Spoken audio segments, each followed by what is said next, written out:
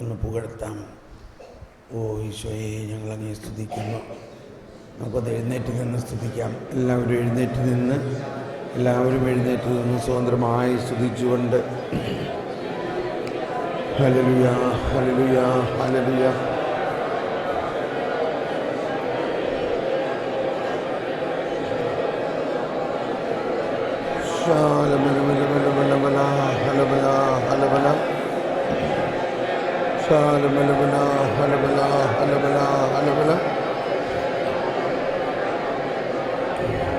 ഈശോയെ സ്തോത്രം, ഈശോയെ നന്ദി, ഈശോയെ മഹത്വം, ഈശോയെ ആരാധന.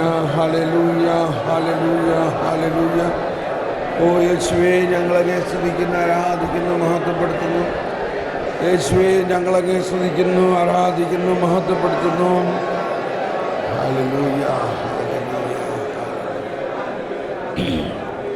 അത്യുന്നതനായ ദൈവത്തെ ഞാൻ വിളിച്ചപേക്ഷിക്കുന്നു. എനിക്കു വേണ്ടി എല്ലാം ചെയ്തു തരുന്ന ദൈവത്തെ തന്നെ, അത്യുന്നതനായ ദൈവത്തെ ഞാൻ വിളിച്ചപേക്ഷിക്കുന്നു.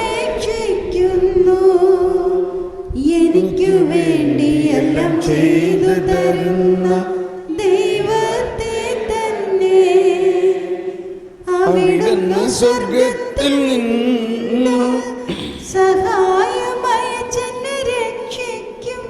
എന്നെ ചവിട്ടി മെതിക്കുന്നവരെ അവിടുന്ന് ലജ്ജിപ്പിക്കും. ദൈവം തന്റെ കാരുണ്യവും വിശ്വസ്തതയും അയക്കും. എന്നോട് കൃപയുണ്ടാകണമേ ദൈവമേ, എന്നോട് കൃപ തോന്നണമേ. എന്നോട് കൃപയുണ്ടാകണമേ ദൈവമേ, എന്നോട് കൃപ തോന്നണമേ. നമുക്കിരിക്കാം.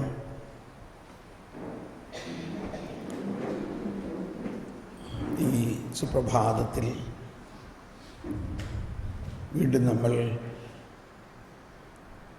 പ്രാർത്ഥനയുടെ ആഴങ്ങളിലേക്ക് നീങ്ങാൻ പോവുകയാണ്.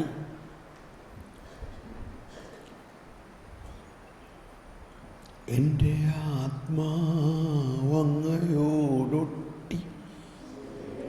ഇരിക്കുന്നു, അങ്ങയുടെ വലത്തു കൈ എന്നെ താങ്ങി നിർത്തുന്നു. എല്ലാവരും ഒന്നുകൂടി. എൻ്റെ ആത്മാവങ്ങയോടൊട്ടി ചേർന്നിരിക്കുന്നു, അങ്ങയുടെ വലത്തു കൈ.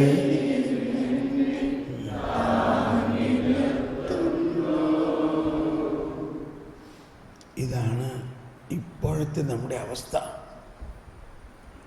ഇതെല്ലാം പണ്ട് അവർ പാടിയിരുന്നവർക്ക് ആ അവസ്ഥ മുഴുവനും അനുഭവമായിരുന്നില്ല, അതിൻ്റെ പ്രതീക്ഷയിലായിരുന്നു. അതാണ് നമുക്ക് മനസ്സിലാകേണ്ട വലിയ ഒരു ജ്ഞാനം. ഈ ബൈബിളിൽ എഴുതിയിരിക്കുന്നതെല്ലാം നമ്മളിൽ പൂർത്തിയായി കഴിഞ്ഞിരിക്കുന്നു. ഇനിയൊന്നും പൂർത്തിയാകേണ്ടതില്ല. പൂർത്തിയാകാനുള്ളത് ഒന്ന് മാത്രമേ ഉള്ളൂ, നമ്മുടെ മരണവും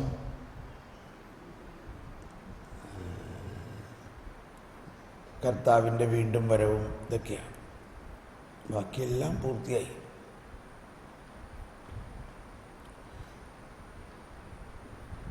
കണ്ണുകളടച്ച് ആ ഉള്ളിൻ്റെ ഉള്ളിൽ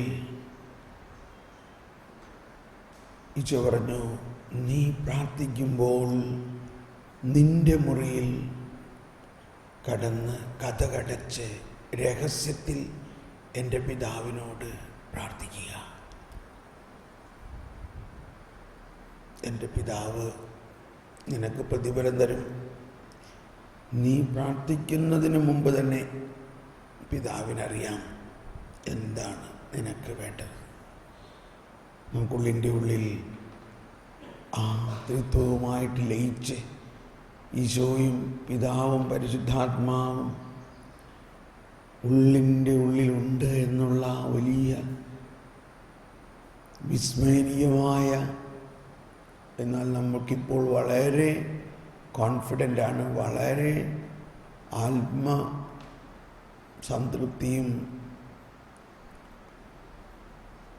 ആത്മസായുജ്യവും നൽകുന്ന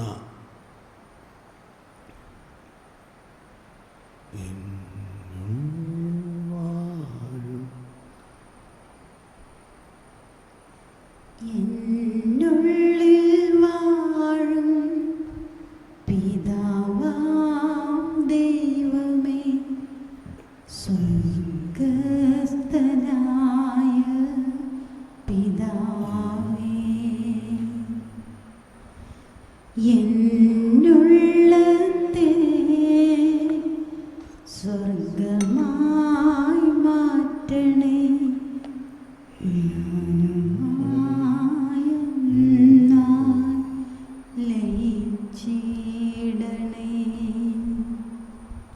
എന്നുള്ളിൽ വാഴും പിതാവാം ദൈവമേ, സ്വർഗ്ഗസ്ഥനായ പിതാവേ, ഉള്ളിൻ്റെ ഉള്ളിലേക്ക് കടന്ന് എന്നുള്ളത്തെ സ്വർഗമായി മാറ്റണേ.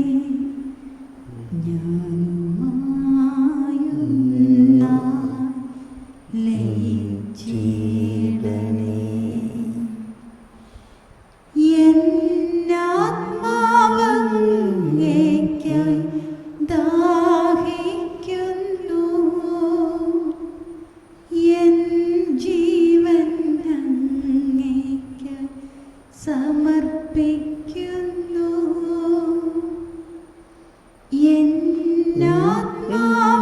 എന്നാത്മാവങ്ങേക്ക് ദാഹിക്കുന്നു, എൻ ജീവൻ അങ്ങേക്ക് സമർപ്പിക്കുന്നു. ഒന്നാകണം എനിക്കൊന്നാകണം പൂർണ്ണമായ ലയിച്ചിടണം. ഒന്നാകണം എനിക്കൊന്നാകണം പൂർണ്ണമായ ലയിച്ചിടണം.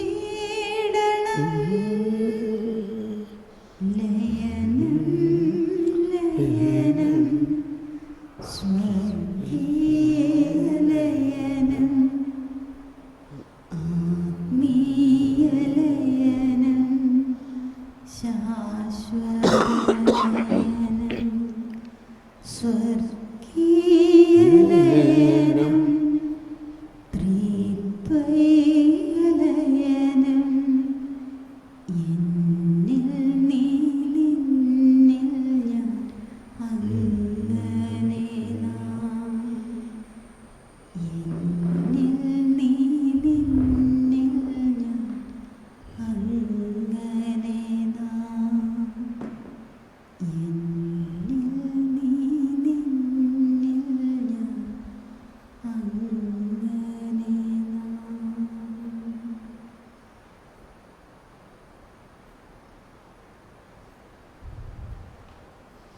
ഉള്ളിൻ്റെ ഉള്ളിൽ കൂരിരുട്ട്, ഒരു ദർശനം ഇല്ല, ഒന്നും കാണണ്ട. എന്നാൽ വിശ്വസിക്കുന്നു അവിടെ നമ്മുടെ ഈശോ പരിശുദ്ധാത്മാവും പിതാവും അവിടെ ഉണ്ട്.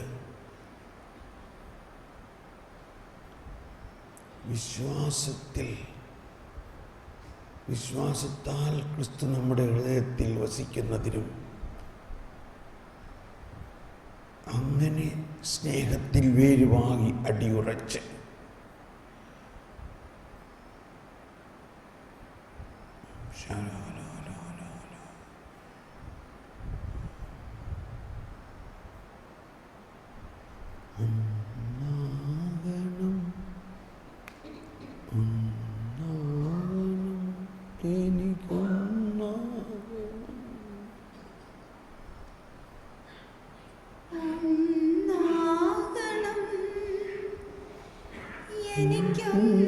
എനിക്കൊന്നാകണം പൂർണ്ണമായ ലയിച്ചിടണം ഒന്നാകണം എനിക്കൊന്നാകണം പൂർണ്ണമായ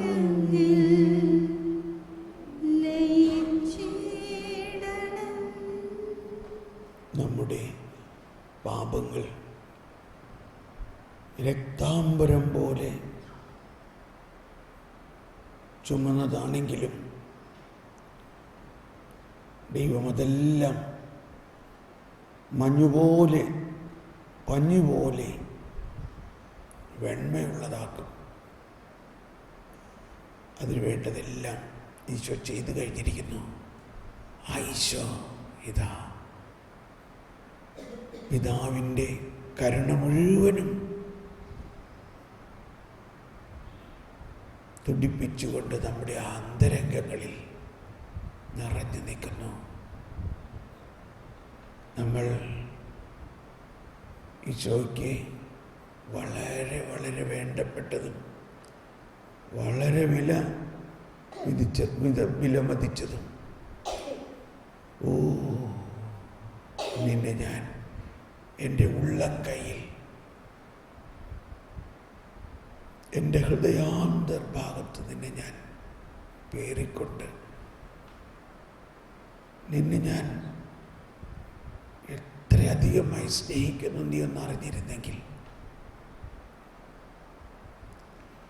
ഓ ഓ ഈശോയേ, എനിക്ക് മറ്റൊന്നും വേണ്ട, അങ്ങ് മാത്രം മതി. എനിക്കങ്ങ് മതി, എനിക്കങ്ങ് മാത്രം മതി.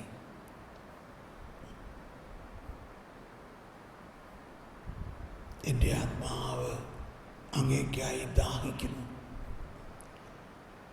ഉണങ്ങി വരണ്ട ഭൂമി എന്ന പോലെ എൻ്റെ ഹൃദയം അങ്ങേക്കായി ദാഹിക്കുന്നു.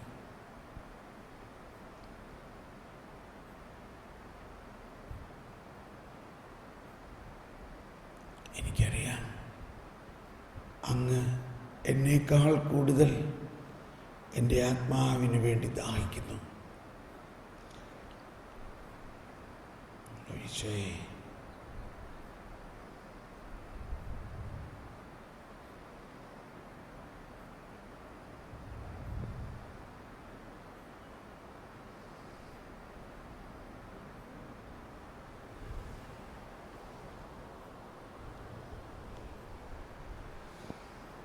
ഞാൻ എൻ്റെ പിതാവിലും നിങ്ങൾ എന്നിലും ഞാൻ നിങ്ങളിലുമാണെന്ന് അന്ന് നിങ്ങൾ അറിയും. ഇതാ അതാണ് ഇത്. ഞാൻ എൻ്റെ പിതാവിലും, വരുവിൻ, ഞാൻ നിന്നെ എൻ്റെ പിതാവിൻ്റെ ഹൃദയത്തിൽ പരിശുദ്ധാത്മാവിനോടൊത്ത് ലയിപ്പിക്കാം. വരും, ഞാനായിരിക്കുന്നിടത്ത് നീയുമായിരിക്കേണ്ടതിന് ഞാൻ വീണ്ടും വന്ന് നിന്നെയും കൂട്ടിക്കൊണ്ടു പോകും. വരും, ഓ മകനേ, ഓ മകളെ, വരും.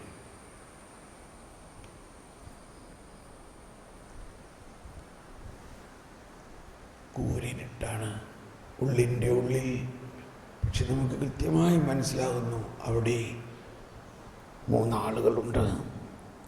ഈശോ പരിശുദ്ധാത്മാവുമായി ചേർന്ന് പിതാവിൻ്റെ ഹൃദയത്തിൽ നമ്മളെയും കൂടെ കൊണ്ടുപോകുന്നു. പിതാവ് വളരെ വാത്സല്യത്തോടെ നമ്മളെ ആലിംഗനം ചെയ്യുന്നു.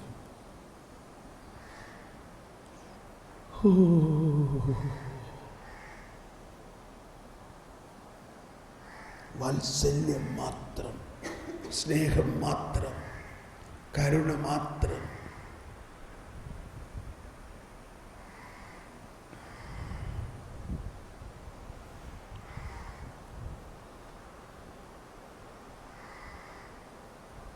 ഈശോയെ നന്ദി. ഈശോയെ, പിതാവിൻ്റെ ആ അനന്തമായ സ്നേഹം, ഓരോ പ്രഭാതത്തിലും പുതിയതായ സ്നേഹം, അതിരുകളില്ലാത്ത സ്നേഹം, ആകാശത്തേക്കാൾ ഉയർന്നു നിൽക്കുന്ന അവിടുത്തെ വാത്സല്യവും കരുണയും, അതൊന്ന് അനുഭവിക്കാം.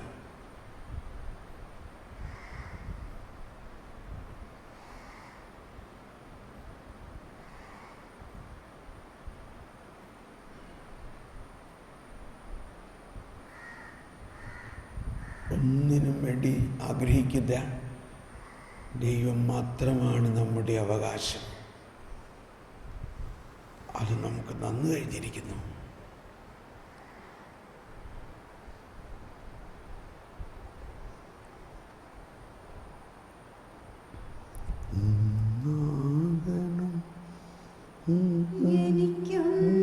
എനിക്കൊന്നാകണം പൂർണ്ണമായെങ്കിൽ ലയിച്ചിടണം. ഒന്നാകണം എനിക്കൊന്നാകണം പൂർണ്ണമായെങ്കിൽ ലയിച്ചിടണം.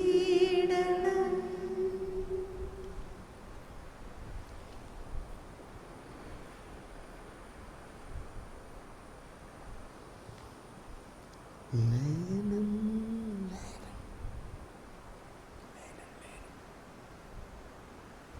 ലയനം ലയനം സമ്പൂർണ്ണ ലയനം ആത്മീയ ലയനം ശാശ്വത ലയനം സ്വർഗീയ ലയനം ത്രിത്വൈക ലയനം എന്നിൽ നീ നിന്നിൽ അങ്ങനെ.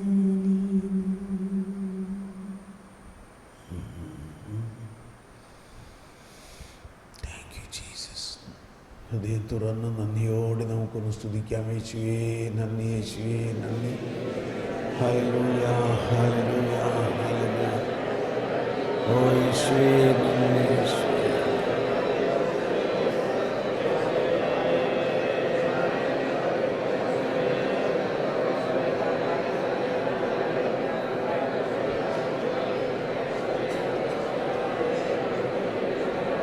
ശല ഹല ഹല ഹല ഹല.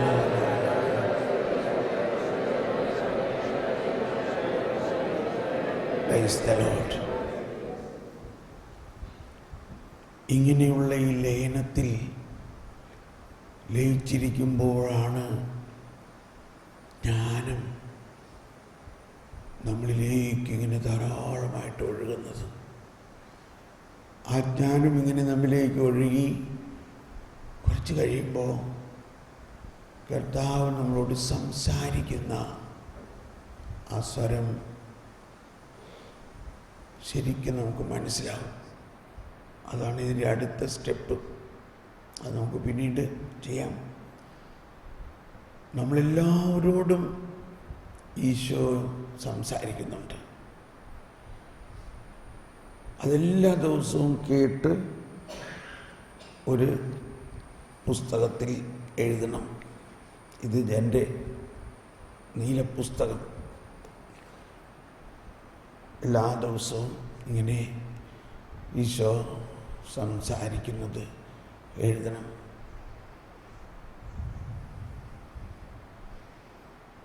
അതങ്ങ് സംസാരിക്കുകയും അത് കേൾക്കുകയും അത് എഴുതുകയും ചെയ്താൽ അത് സംഭവിക്കും. അതങ്ങ് സംഭവിച്ചുകൊണ്ടിരിക്കുകയാണ് അപ്പം തന്നെ. അതാണ് ഈശോ പറഞ്ഞത്, ഞാൻ സംസാരിക്കുന്നത് സ്വയമേവ അല്ല. ഇത്രയും കേൾക്കുമ്പോൾ നമുക്കെന്താ തോന്നണേ? പിതാവ് സംസാരിക്കുന്നു എന്നല്ലേ തോന്നണേ? അല്ലേ? ഞാൻ സംസാരിക്കുന്നത് യോഹന്നാൻ 14-ാം അധ്യായത്തിൽ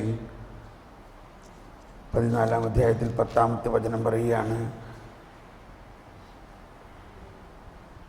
ഞാൻ പിതാവിലും പിതാവ് എന്നിലും ആണെന്ന് നീ വിശ്വസിക്കുന്നില്ലേ?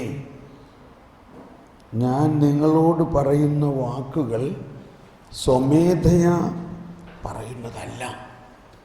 പ്രത്യുത, ആരെങ്കിലും അത് മുഴുവിപ്പിക്കാമോ? പ്രത്യുത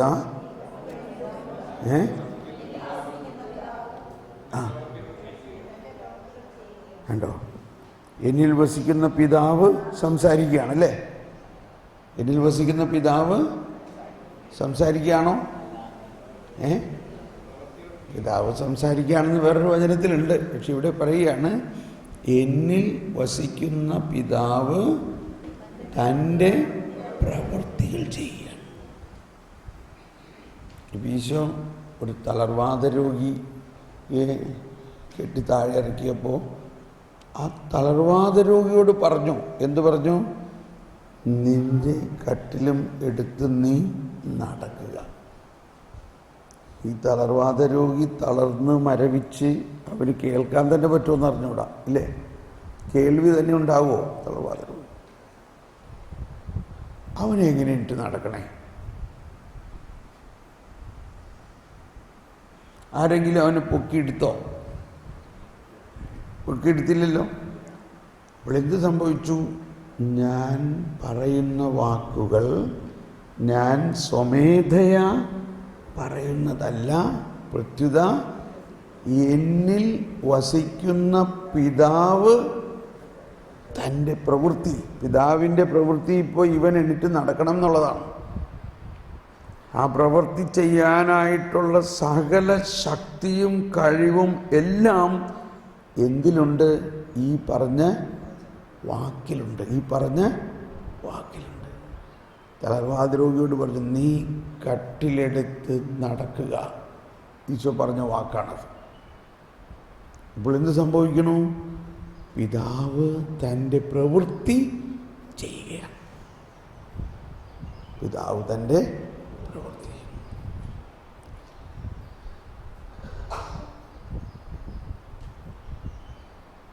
മനസ്സിലായോ ഇല്ലെന്നറിയില്ല. ഇത് വലിയൊരു രഹസ്യമാണ്. അതായത് ദൈവം ഈ പ്രപഞ്ചത്തിൽ എന്തെങ്കിലും ഒരു പ്രവൃത്തി ചെയ്യണമെങ്കിൽ അത് പുത്രനിലൂടെ ആദ്യം ശബ്ദമായിട്ട് പുറത്തു വരണം. അതാണ് സകലതും ശബ്ദം. ആദ്യമേ ശബ്ദമാണ് ആദ്യം. ആ ശബ്ദം ആണ് സകലത്തെയും സൃഷ്ടിച്ചത്. ഇന്നും ആ ശബ്ദമാണ് പ്രവർത്തിച്ചുകൊണ്ടിരിക്കുന്നത്.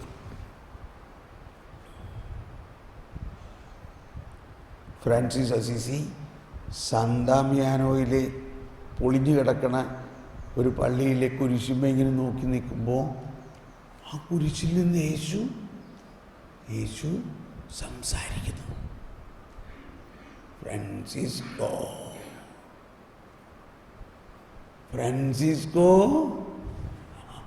Yes Lord. ഓ, എന്താ വേണ്ടേ? Rebuild my church. ഞാനോ? Rebuild my church.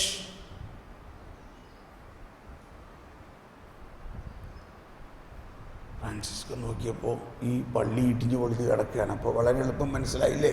ഉടനെ ആളുകളെയൊക്കെ വിളിച്ച് തന്നെത്താൻ കല്ലൊക്കെ എടുത്തുകൊണ്ടൊന്ന് പണിയാൻ തുടങ്ങി. Stone by stone, brick by brick, day by day. അപ്പോൾ കുറേ കഴിഞ്ഞ് അതൊക്കെ പണിത് കഴിഞ്ഞപ്പോഴാണ് മനസ്സിലാവുന്നത് ഇതല്ല പണി. ഈ പൊളിഞ്ഞ പള്ളി പണിയുക എന്നുള്ളത് അതിൻ്റെ ഒരു പ്രതീകം മാത്രമാണ്. കർത്താവിൻ്റെ സഭയാകുന്ന ഈ തിരുസഭയെ പണിതുയർത്താൻ പറയട്ടെ.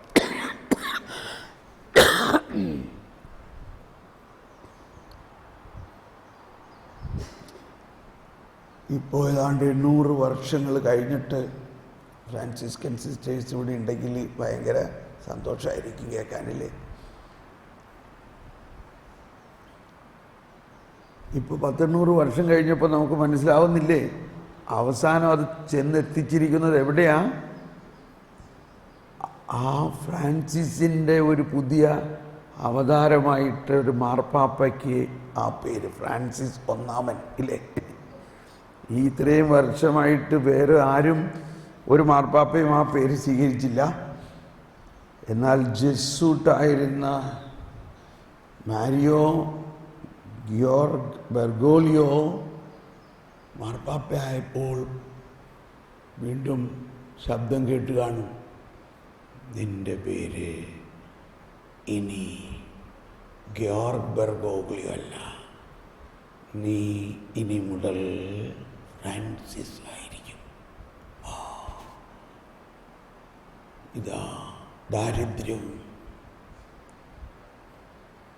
ഏറ്റവും ലളിതമായ ജീവിതവും ആത്മീയതയുടെ ആഴങ്ങളിലേക്കും സഭ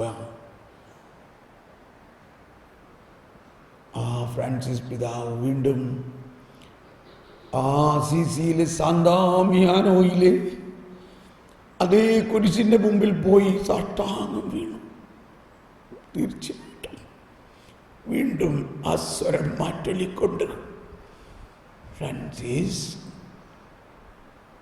rebuild my church.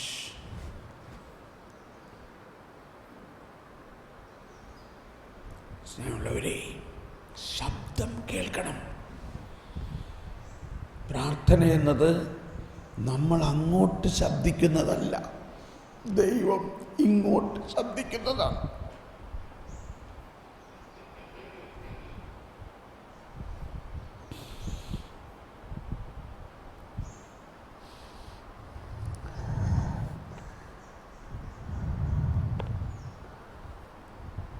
ഞാൻ സ്വമേധയാ പറയുന്നതല്ല,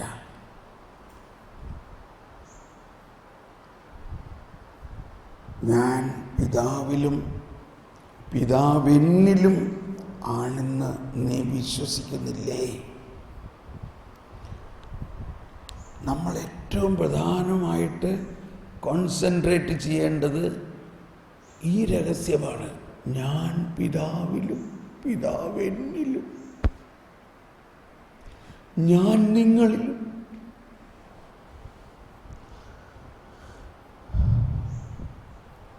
ഞാൻ പിതാവിലും പിതാവെന്നിലും എന്ന് പറയുമ്പോൾ അവിടെ പിതാവും പുത്രനും ഒന്നായിരിക്കുമ്പോൾ അവിടെ മറ്റാരുണ്ട്? പരിശുദ്ധാത്മാവുണ്ട്.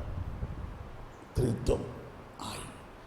ആ ത്രിത്വൈക ദൈവമാകുന്ന ഞാൻ നിങ്ങളിലും എന്നാണ് രണ്ടാമത്തെ ഞാൻ എന്നതിൻ്റെ അർത്ഥം. എന്നോട് പറഞ്ഞേ, ഞാൻ എൻ്റെ പിതാവിലും പിതാവെന്നിലും ഞാൻ നിങ്ങളിലും. അപ്പോൾ രണ്ടാമത്തെ ഞാൻ ത്രിത്വത്തിൻ്റെ ത്രിത്വം നമ്മളിൽ ലയിക്കുന്നതിനെ കുറിച്ച്.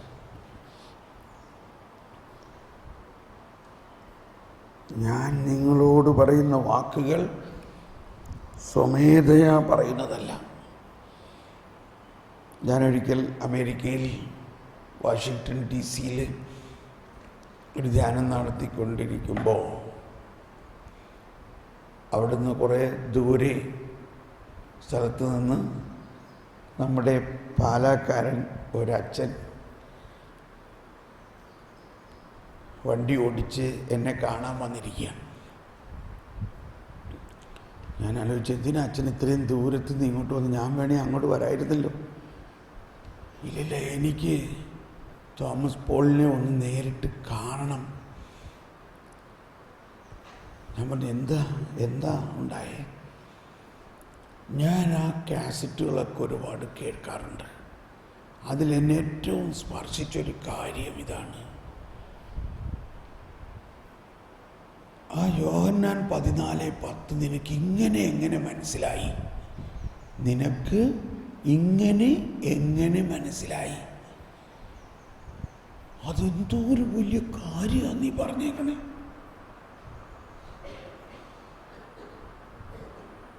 ഞാൻ നിങ്ങളോട് പറഞ്ഞ വാക്കുകൾ സ്വമേധയാ പറയുന്നതല്ല, മറിച്ച് എൻ്റെ പിതാവ് തൻ്റെ പ്രവൃത്തി ചെയ്യുകയാണ്. അതെന്നെ വളരെയധികം ചിന്തിപ്പിക്കുകയും അതെൻ്റെ ജീവിതത്തെ മാറ്റിമറിക്കുകയും ചെയ്യാൻ. സ്നേഹമുള്ളവരെ,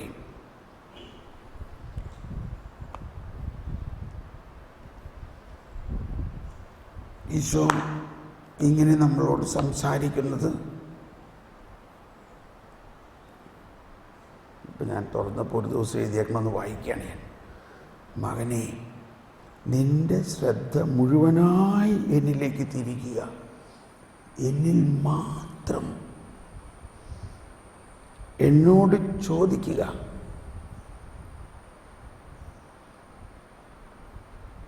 ഞാൻ ഉത്തരം വരലും.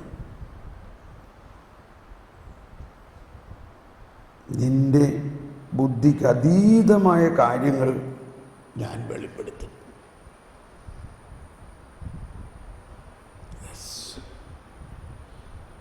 ബുദ്ധിക്ക് അതീതമായ കാര്യങ്ങളാണ് എപ്പോഴും കർത്താവ് നമ്മളോട് പറയാൻ ആഗ്രഹിക്കുന്നത്. നമ്മളറിയണ കാര്യം വീണ്ടും വീണ്ടും പറഞ്ഞിട്ട് എന്താ കാര്യം?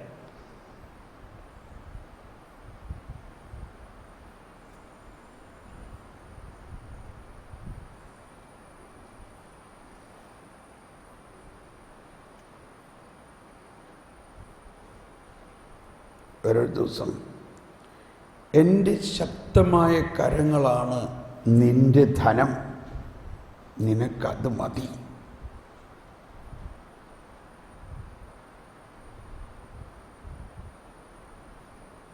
അതെല്ലാം ക്രമീകരിക്കും. എൻ്റെ ശക്തമായ കരങ്ങളാണ് നിന്റെ ധനം, നിനക്കത് മതി. അവ എല്ലാം ക്രമീകരിക്കും.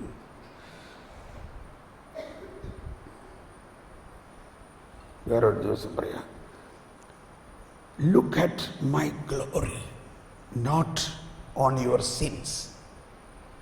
നിന്റെ പാപത്തെ നോക്കാതെ എൻ്റെ മഹത്വത്തിലേക്ക് നീ നോക്കിക്കൊണ്ടിരിക്കുക. I took away your sins, but still you are not believing it. ഞാൻ നിന്റെ പാപം മുഴുവനും ഏറ്റെടുത്തെങ്കിലും നീ അതിപ്പോഴും മുഴുവനും വിശ്വസിക്കുന്നില്ല.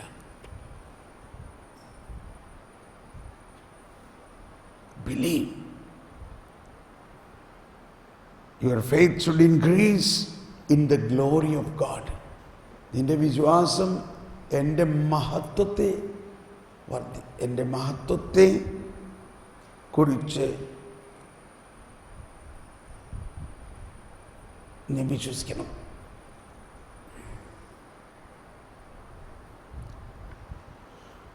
മകനെ, എൻ്റെ ശക്തി ഇനിയും പൂർണ്ണമായി നീ അറിഞ്ഞിട്ടില്ല. ഞാനത് നിന്നിലേക്ക് ഒഴുക്കും. എൻ്റെ ശക്തി നിന്നിലേക്ക് ഒഴുക്കും. എൻ്റെ ശക്തിയിലൂടെ മാത്രം നീ ചലിക്കണം.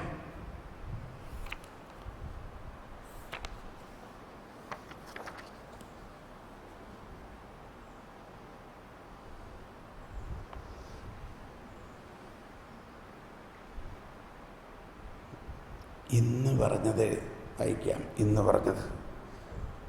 രാവിലെ പറഞ്ഞത്, മകനെ, ഞാൻ നിന്നെ എൻ്റെ ഉള്ളംകൈയിൽ എടുത്തുപയോഗിച്ചു കൊണ്ടിരിക്കുന്നു. നിന്റെ എല്ലാ ശക്തിയും എന്നിൽ നിന്നാണ്. എൻ്റെ അത്ഭുത ശക്തി ഞാൻ നിന്നിലൂടെ ഒഴുക്കും. ഇതാ ഒഴുക്കിക്കൊണ്ടിരിക്കുന്നു.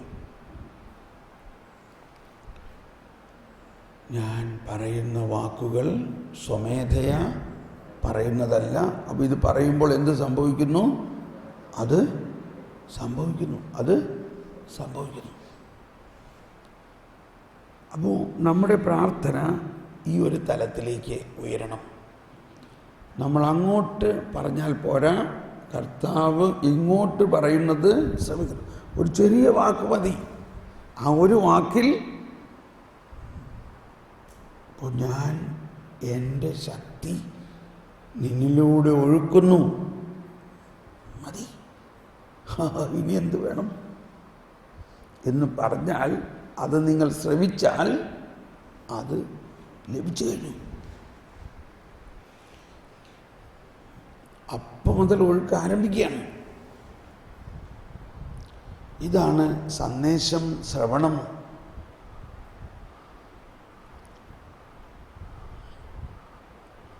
നമുക്കൊന്നുകൂടി സ്തുതിച്ച് പ്രാർത്ഥിച്ചിട്ട് ഉള്ളിൻ്റെ ഉള്ളിൽ വീണ്ടും പോയിട്ട് ഇനി ഒന്ന് ശ്രവിക്കാൻ പോവുകയാണ്. കർത്താവ് പറയുന്നത് ശ്രവിക്കുക. അതിന് ഒരേ ഒരു തടസ്സമുണ്ടാകാൻ പോകുന്നത്, നമ്മുടെ ഉള്ളിൽ മറ്റ് പല സ്വരങ്ങളും കിടക്കുന്നുണ്ടെങ്കിൽ അതാണ് കഥകടയ്ക്ക്, അതൊക്കെ അങ്ങ് മാറിക്കോളും താനെ. കർത്താവിനെ ശ്രമിക്കും. ഇപ്പം നമ്മളൊരു കൗൺസിലിങ്ങിന് എൻ്റെ മുറിയിൽ വന്നു, കഥകടച്ചു, പുറത്തുനിന്ന് ആൾക്കാർ മുട്ടുകയാണ്. അപ്പോൾ നമ്മളത് ഗവനിക്കണ്ട.